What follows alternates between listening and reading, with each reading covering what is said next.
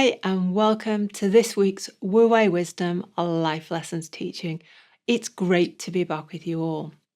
This week, we are answering the question that we get asked by so many of our clients, which is, why can't I love myself? Now, there may be so many reasons why you believe you can't love yourself or you don't deserve love, but we're here to expose these excuses for the lies, misunderstandings, and illusions that they really are. In this teaching, you'll also learn how you can begin your exciting and powerful journey into self-love.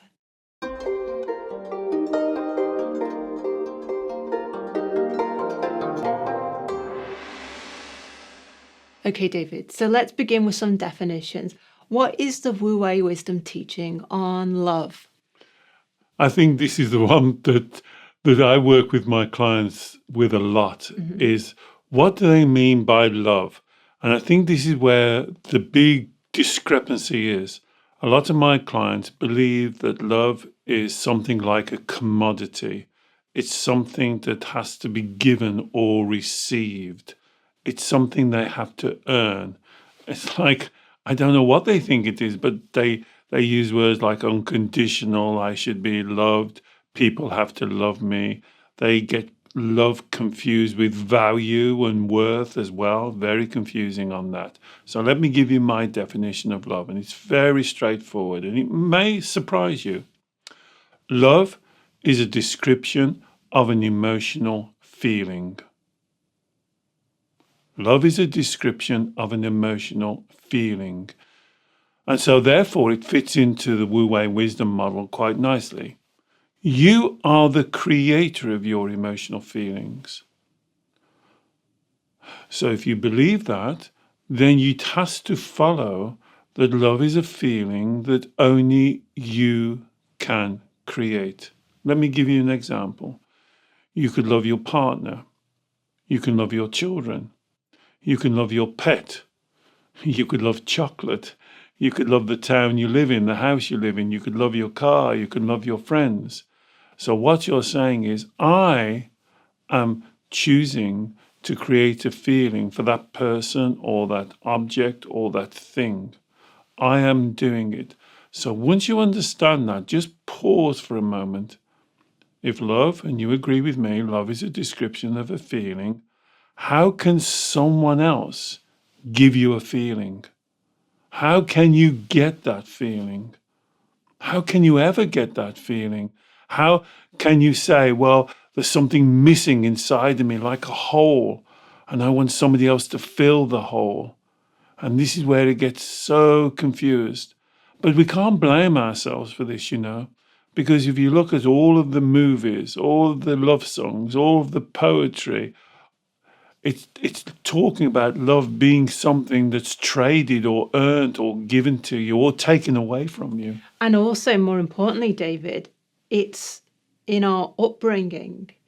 As children, we were taught that if we behaved well, if we did the right things, that mommy and daddy would love us. That's right, Alex. And that's why when we're talking about this subject, which is a very important subject, it will always relate back to the inner child, because most of us were brought up to, as you say, that love is something that's given or taken away. So if we're a good boy or a good girl and we try hard and we clean our room and do our chores and try hard at school and don't play up at home, Mummy and Daddy will show us affection, show us love, show us worth, show us value. But if we play up, they withdraw that. And then for a sensitive child, we very quickly learn that love is like a commodity that's given to us or withdrawn from us. And then that makes us very needy, that we need that love. And this is where the problem starts. This is where the inner child is always involved in this scenario of not loving themselves, because the inner child part of your mind is always believing that love is external, coming from the outside in instead of the inside out. Yeah, because I like the word you used before. We're choosing. We're choosing to create a feeling of love for other people, for our pets, for chocolate. But we are also choosing not to create that feeling of love for ourselves. And what you're saying is we are making that choice because we have an expectation that that love for ourselves has to come from external sources. That's correct. That's where it goes wrong. And that's why I, particularly when I'm working with clients, use the word choose. Now they will push back on that word. They don't like that word because it gives them the accountability and self-responsibility. And they believe that no, and they'll use words like this, well, love should be unconditional. Of course your parents should love you, shouldn't they? Isn't that the way it should be? And so, as you quite rightly said, it's the expectation of what we believe that we're entitled to and we should get. The only problem comes if you look at it correctly, no one can give you love.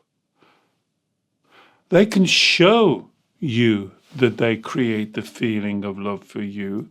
Your partner, your children can show, can demonstrate by the way they talk, the tone of their voice, the way they interact with you. They are demonstrating that they are creating a feeling about you, but they cannot give it to you. And it seems such a simple yet profound teaching. You cannot be given love, and you can't give love. So you got your children say that you would say, oh, David, I love them more than anything else. And that could be true.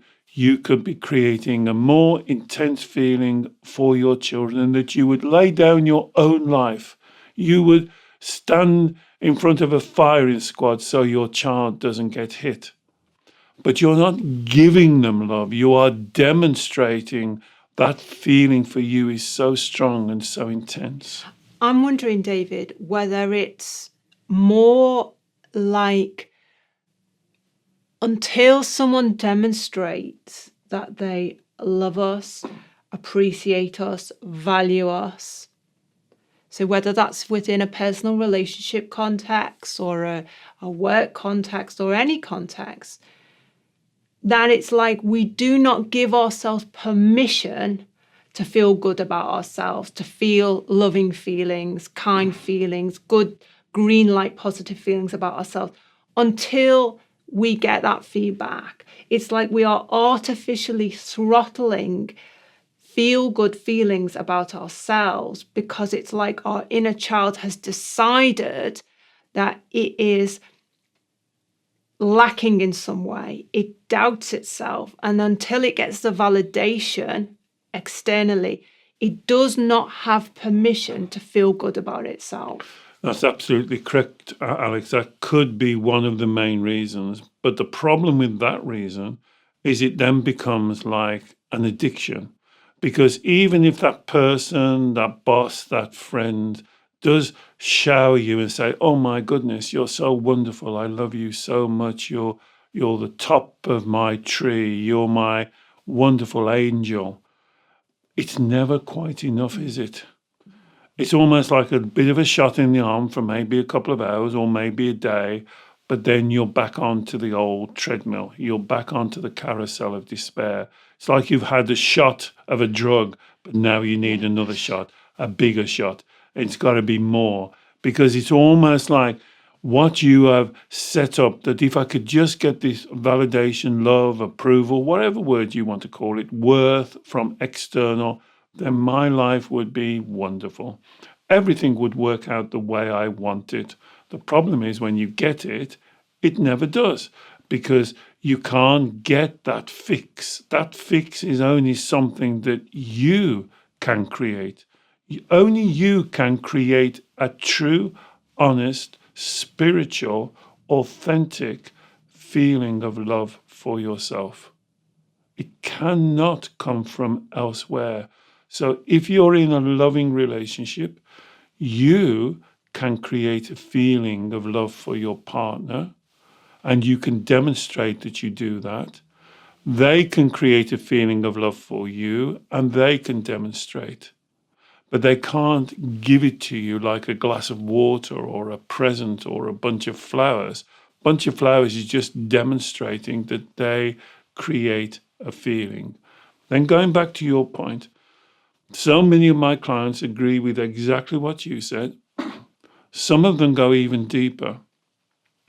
And when you do the golden thread, when you ask the self-inquiry question that, again, we demonstrate in all our teachings, starting from the emotion. So the emotion could be sadness, loss, not validated, looking for validation, looking for worth. And when you do the golden thread, it will sound something like this. It will sound, I am not going to love myself because I believe that somebody else should do that. It should be my parents. That's their job. That's their responsibility. That's my expectation. That love was never given to me. So I'm owed. So I am owed. That's it. I am entitled. So therefore, if I see how complicated it gets now? You listen to this. If I love myself and nourish myself and value myself and give myself worth, it lets them off the hook. They've got away with it. They haven't done what they should have done. And now I'm having to do it. And that's not fair. See how that's very much like the inner child. And if they go on a little bit longer, see whether this is you. If they see me struggling, if they see me not loving myself, maybe that will inspire them to realize their mistake, and now they'll love me. Yeah. But of course they won't. It never does. You're just stuck on the carousel. And so this idea, when my clients say to me, I can't love myself, and I say, oh, you can't create love? And they say, well, yeah, of course I can create love for my children, for my partner, I can't do it for myself. So you can create love, yes, and you choose not to create it for you. Well, yes. Well, why? And then they'll start giving me the lies. Well, it's because I'm not good enough. It's because I'm unlovable. It's because I've got no value. So you think about that, that doesn't even make sense. So you can't love yourself because you think you're not good enough, but you want somebody else to give you love even though you think you're not good enough. You see how this gets so confusing because you're confusing the definition of where we started this teaching. How do you define love? What do you believe that love is? And that really is the question. And once you have that definition, and then how do you experience love? That wonderful feeling, that is life-changing. That is where you should be living your life, expressing and living in that wonderful feeling of love. Where do you get it from? How does it get into your body? How do you experience it? And that really is the question of self-love. So to answer the question then, if we're not looking for love from external sources, if we're not tied into these many different variations of codependency, codependent relationships, whether we have an expectation that we're going to get a payback in some way, or there's some sort of emotional manipulation going on. If we accept, okay, David, I need to create this love for myself. I've never done it before. I've always been in a codependent situation. How do I start doing it now? Great question. So that's the question. So if you ever ask that question, and Alex asked it wonderfully, you see what they're doing there. They're flipping the responsibility onto me. So I just flip it back and I just say, okay, well, could you tell me why you choose not to love yourself?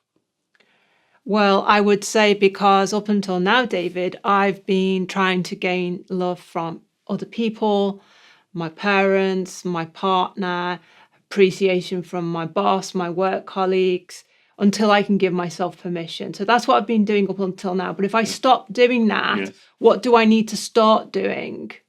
So what do you think you need to start doing? What do you think you need to start doing to create a feeling of love that you can create for your children, that you can create for your partner?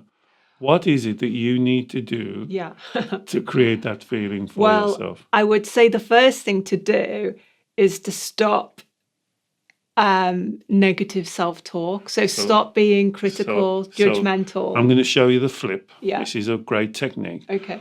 So why do you choose to negatively talk about yourself? So you see what I'm doing there as on the flip. Well, I'm always putting the responsibility back to the person, because a lot of my clients will do exactly what Alex did in a role play. They'll say, well, how do I do that? Well, tell me how to love myself. Well, tell me how to stop beating myself up. Well, tell me how to stop self-sabotaging.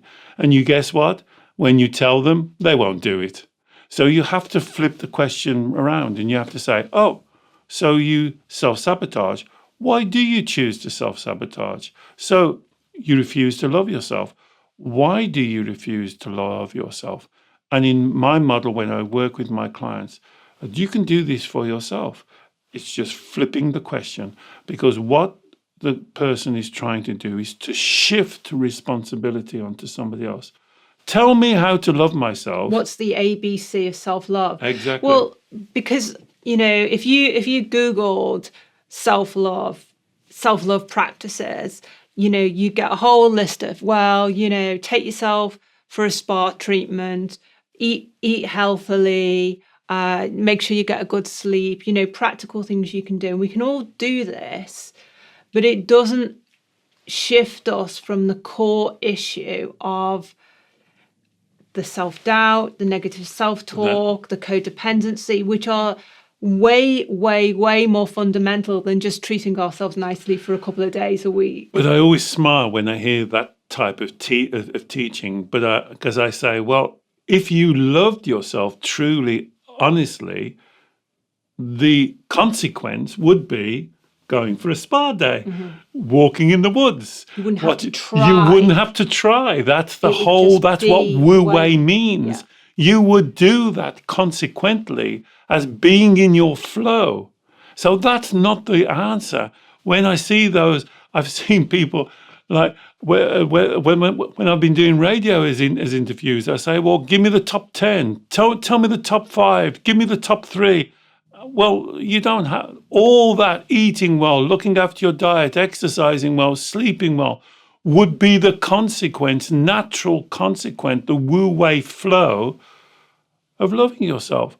So the real question is, you are making a choice, and this is what people, and even you watching me now, might really resist this and dislike this, what I'm going to say. You are making the choice not to create a feeling of love for yourself. Why? Golden thread question. Why? And then they'll go on to, well, I'm not good enough. I don't deserve it. I don't deserve it. It's being selfish. And then you go and you just carry on. So this is... I haven't got time.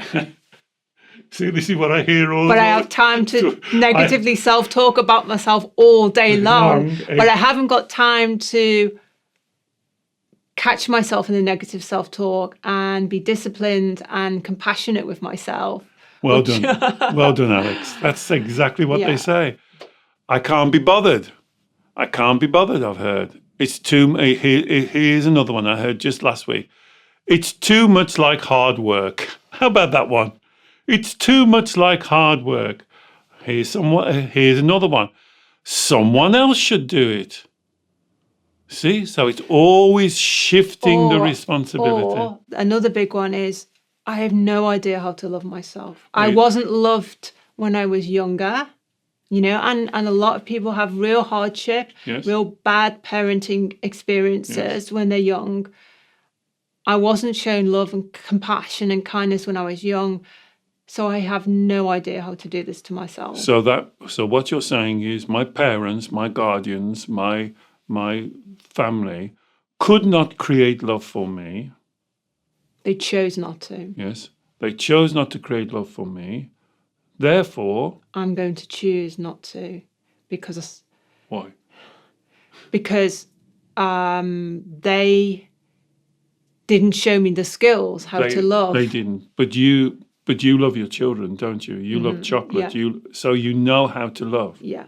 So we've caught out on that one So as you well. caught out. You see, So it's selectiveness. It's very selective. This permission thing. It is. Permission It is. to love yourself. And so it's really good. I know it's difficult for you to play the role play, but you can see how clever the inner child is, shifting responsibility, of flipping the question over to you, of wanting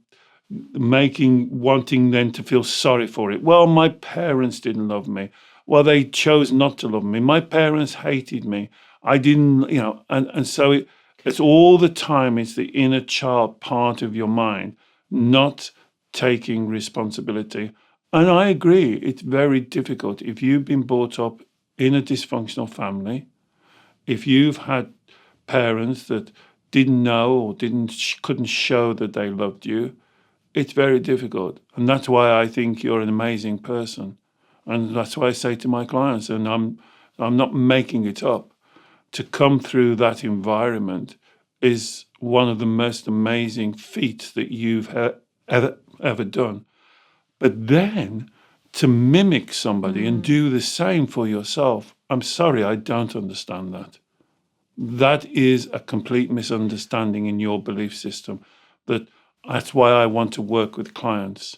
If we can get through all of the stuff that they tell their other therapists as quickly as we can, that's what I try and do, to get down to the root. You're making a choice about this loving yourself. You are making a choice. You can make that choice. I'm not trying to stop you from making that choice. This is why the Wu Wei Wisdom model is different. I'm saying carry on not loving yourself. I'm only asking you why you're choosing not to love yourself. And David, when we get deep down, when we dig down beyond all the excuses and the lies that we've just kind of gone over, all the reasons we give ourselves, is it then about fundamentally working with our inner child on if our inner child believes that it's not good enough, that it's unlovable, that it's not worthy of love? Yes. Is it about then doing that deep work with our inner child to explain to the inner child that that story is created based on our actual childhood experiences? Yes. That story is a false story, and we have to do that deeper work in order to truly free ourselves and give ourselves permission. That's exactly right, Alex. You can have as many spa days as you want. Yeah. It won't change that belief. Yeah. So you have to do the golden thread. We've demonstrated in many teachings. I do with my clients. I'm not saying it's easy, because it's a big challenge, and it will sound as though I'm being unfair because I'm not responding to your feelings. I want to know why. It normally comes down to what we call one of the three lies. So ask yourself now, as you're listening to me, have you ever said any of these lies to yourself in your self-talk? I'm not good enough, I can't cope, or I'm unlovable, or maybe unworthy. If you've said any of those three lies, then that's the part of the mind that I would call the inner child. That's the child speaking to you. Then you do the golden thread again. Once you've got down to the three lies, this is where a lot of people, they write to us and say, right, David, that was really helpful. I've got down to the three lies. I'm not good enough. What do I do now? You do the golden thread again. Why do you believe you're not good enough? Because you wasn't born believing you're not good enough. That's a belief that you've adopted, inherited, developed, whatever word you want to call it. Why do you believe you're not good enough? And you keep on asking the why question, and you'll normally get down to, it's either somebody directly said it to you, or you inferred it by the way that they acted. So in the example that we're giving about self-love, it's like what you said. Your parents could not, for whatever reason of their emotional dysfunctionality, show you love. demonstrate love to you, rear you in a loving way. So then you didn't understand that. And so you said, it must be me. I call that the vow, VOW. It must be me. And that could be different for all people. But what you're saying is there's something wrong with me. And then you start there. Then the next level is I'm not good enough. Then you start to develop all of your techniques. So here's the life lesson. If you believe there's something wrong with you, if you believe one or all three of those lies, it would be counterintuitive to love yourself, wouldn't it? It's like it butting steers. You can't love yourself and also believe you're not good enough. It's counterintuitive. And so you have to change the core belief. That really is the skill. And you can do this for yourself. Start at the emotional feeling, acknowledge the emotional feeling, then ask yourself, why am I choosing to create that feeling? And then go right down. And you'll probably find it could be one incident for many of my clients, or a series, a dysfunctional family, a dysfunctional situation, abusive, sexually, spiritually, emotionally, verbally. And it is how you dealt with that when you were a child. And then you said the vow. It must be me. It can't be them. They're all the same. My family are all saying the same. So it must be me. There's something wrong with me. And then you build your life from that. Exactly. And we've done so many more teachings on this self-inquiry process, the golden thread process, which David uses when he's working one-to-one with his clients. So I can put links to those teachings, as well as several other teachings we've done on self-love, love, and loving relationships, which will really, really help you with this topic. I do hope you have enjoyed this teaching. Please do comment and let us know, and perhaps also share the teaching with someone else who you think may benefit. If you are interested in learning more about David's one-to-one consultations, he works with clients all over the world every week by Zoom video call, and I will put a link to more information on David's sessions in the show notes as well. And finally, please don't forget to subscribe to our YouTube channel. We produce new teachings every week, and we would love to share your journey with you. Bye-bye.